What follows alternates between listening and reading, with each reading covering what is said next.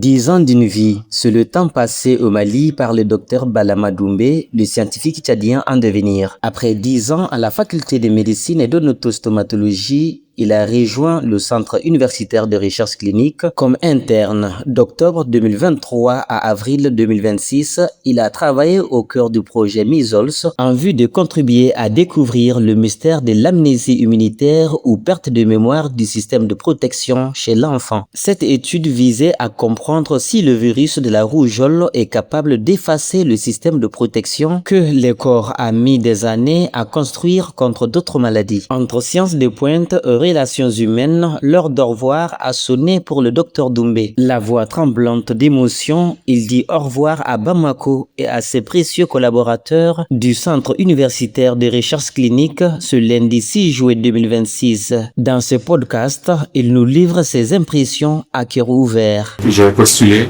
et par la grâce de Dieu, j'ai été retenu.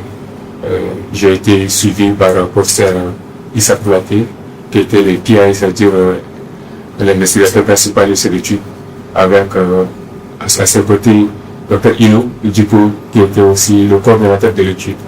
Et durant l'été 2023 et c'est en avril 2026 que cette étude a pris fin.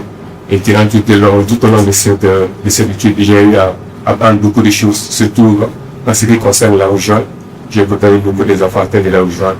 C'est des enfants qui viennent généralement avec des larmoiements, des syncopies, qui est trop pathognomonique de cette maladie. Et franchement, j'ai appris beaucoup de choses.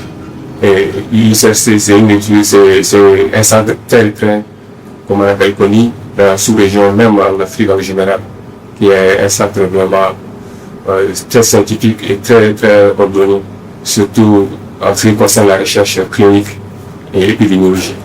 Donc, mon passage ici, ça a été vraiment très honoré et très honorable. Ce qui a fait que vraiment, ça m'ouvre beaucoup de perspectives, même au niveau au pays.